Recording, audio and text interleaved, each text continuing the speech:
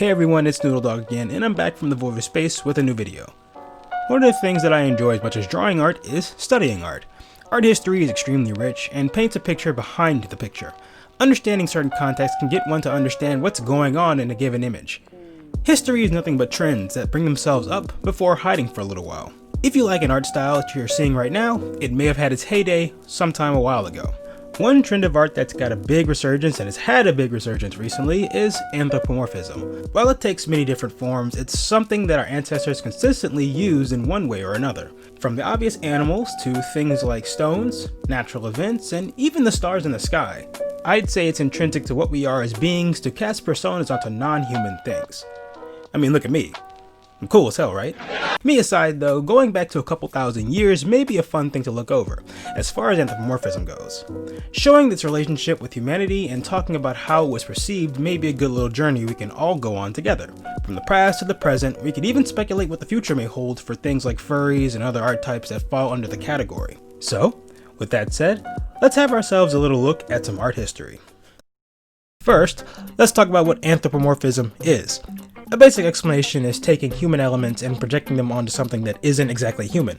It's a form of personification, and it's something we've been doing for many hundreds of thousands of years. Perhaps it's to make things feel more familiar, or to make things belong in our own pantheon of thought. Whatever the reason is, that earlier bit is what we're looking for. We've been at this for a long time, and different cultures interpret different animals in different ways. Adding human features to them can be a varied experience too. From speech to entire humanoid bodies, depictions always find a way to be varied in some way, though many similarities among anthro-animals are pretty prevalent. While we're learning, I should also gloss over how to actually look over a piece in its context. Start by giving an informal evaluation. What do you see first off? Are there any objects or patterns that stand out? If so, are they iconic to you? Then give a look at the subject and what it looks like. Colors, features, stance, all those things. What could that possibly mean for you? And not just you, but during the piece's time in its glory days. Style permeates all over the art world. One detail may actually be ever present in another civilization, by coincidence, or by adoption. You can find that you get a lot of meaning from art pieces if you do these things and consider all of this. There are more, but we don't have to go to them in this particular video, so we won't. And now, since I explained all of that, let's put our words to good use. Let's start as old as we can and talk about this guy, the Lion Man of Hohenstein-Städel, Lion Man for short. This sculpture is said to be currently the oldest depiction of anthropomorphism in human art, dating nearly 40,000 years ago. This sculpture stands at a sizable 31 centimeters, which is pretty tall for something like this. From depictions of younger sculptures to compare by, we can take a look at this piece with some immediate insight. First, notice the elongated form of the figure, their broad shoulders, thick neck, and posture. While from the side we see a hunched figure, looking dead on at this little guy, we can see that this posture is supposed to be tall and almost imposing in a way. And then there is the head, a feline-shaped head to be exact, which is likely a European lion based on current theory. You may have noticed I mentioned the head last. Well, that's the one thing that's actually interesting about this sculpture, to me at least. Ancient sculptures that are less old depict faceless beings that focus more on the figure of the body. A group of sculptures that come to mind immediately to me are Venus sculptures, which depict what many argue were self-renderings of the sculptor, showing large, well-endowed feminine figures that may have been a standard back for Neolithic society, which leaves us with a blank face that we can't really discern. The Lion Man, though, is detailed throughout, with their face having the highest amount of detail, and this could lead us to believe that the whole figure is very important, and the lion depicts character traits that the figure may actually have. When we think of modern day anthro characters, furries as an example, we personify ourselves in characters that we feel fit us in some way. It feels that there's a similar thing that's happening with Lion Man here. Another interesting fact is that supposedly Lion Man was found tucked away in a north-facing cavern, preserved very well. We can assume Lion Man may have been a representation for a deity of sorts. Interesting, isn't it? The whole spiritual aspect of anthropomorphism is something that we're quite familiar with in our other cultures. You could say, in theory, this is part of the psychology of these ancient civilizations, with things that they hunt or respect being evident based on the relationship with humans. We may surmise here that Lion Man may have been a Neolithic deity, and that was worshipped and kept well preserved, giving us something to see in our present day. I'd reckon that was pretty cool, right? But there are many other places we can delve into. So, let's try something a little bit more familiar. Let's hit up Egypt next. Egyptian mythology is something that many people are very familiar with.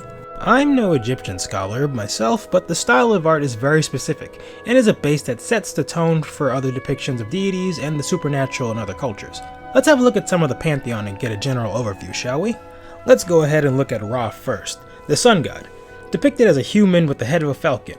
Ra, and similarly Horus, are depicted as tall and mighty, with a strong posture and a powerful stiffness that permeates Egyptian artwork.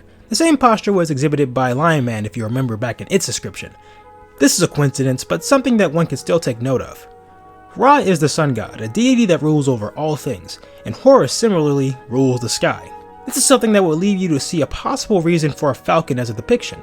Falcons live high in the sky as they look for prey. Their lofty presence would make sense for such a creature to be used in such a way. It should also be noted that falcons were seen as a respectable creature, being very sharp and strong. These were used to hunt and also as status symbols, which may tie into the ideology that falcons were a provider or status for ancient Egyptians, which could be something that makes sense for paralleling them to gods. Anubis is another famous depiction, being the god of mummification and death. Anubis was often depicted as a jackal or a wolf with jet black fur atop a human body. His presence is also depicted with the same stiffness as Ra and Horus before him. What's interesting about Anubis though is his role in the pantheon. Anubis is shown to be the protector of the dead, a guide to the souls lost, and a judge of the deceased as well. Interestingly, it is suggested that he's depicted as a canine since they tended to feast on the recently deceased. Using an animal associated with death may have been a way to stave off these creatures and protect the bodies of the dead. As you can see, we're taking animals and putting them in contexts we associate them to and with, once again keeping in line with what we tend to do for characters, furry or otherwise. While deities are not exactly what we may put our characters under, the ideas and thoughts behind what we're seeing may make sense to us in the modern day. We do it all the time. Let's have a look at one more depiction that I personally really enjoy. We'll go to Africa for this one, around the Ivory Coast. Our final little lookover comes from the Senufo people of West Africa. This is a tribe of people that practice mostly animism, which is the ideology that objects, animals, plants, and all other things possess a spirit in some way. This spirit is what pulls the material world together. Everything has power, and a soul to match. The subject of my adoration is the Kupanyongo helmet mask. It's cool, isn't it? This is a funerary mask, like many masks that are seen around Africa. The mask is often depicted with the jaws of an alligator, the horns and head of an antelope, and various other bits and pieces. This mask may have streaks of red painted as accents on the eyes, lips, and other various areas. There may also be ceremonial bowls put in the mask to put blood and other body parts of animals, such as birds, cows, or other things like that. Each mask is handmade too, so they don't all look the same. Some of them look very different and have different animals depicted on them. Being that this is a mask, whenever it's needed, the Senufo men of the Poorer Society will don this mask and beat a drum at the entrance of the deceased member's home. This is said to capture the soul's attention and form, to prevent it from being lost. The procession then makes its way through the village and eventually leads the soul out and onto a peaceful transition to the afterlife. In this instance, the mask is anthropified through the use of a human analog. While the belief is the people of the Senufo are harnessing the power of the Kupanyongo, it's still a way of personifying a mythical creature to channel its power to help the dead. This is a common practice in African tribes and is an important part of keeping the village in order, like how viewings and remembrances are in our own. Once again, we're seeing a mystic connection between human and the animalistic. The Kupanyongo itself is a fire being and probably gains its power from said element. It is speculated that the appearance of the mask may be a way to scare and ward off evil spirits. Or perhaps it's to scare the pants off of onlookers. I can actually see that. And speaking of looks, doesn't this mask ring any bells? To me, it looks very similar to that of a long, or a Chinese dragon. I remember bringing this up and my teacher finding it very similarly interesting a few years ago. And with dragons representing fire as well as the Kupanyongo having similar traits, it makes you see how some things are conveniently fitting together. When we look back at our ancestors, we see the same trends that we're holding on to today. I personally am not surprised by this. If anything, this is something that we just keep bringing back into the zeitgeist and put a new twist on every time we see it. And that's pretty cool to me.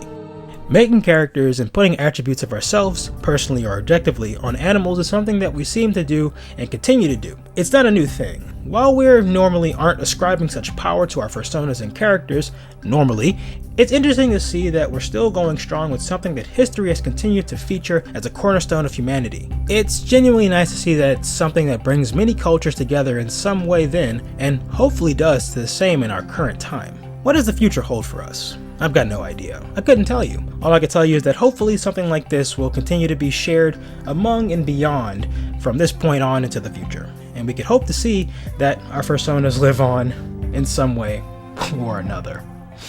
With that, I'm going to close this video here.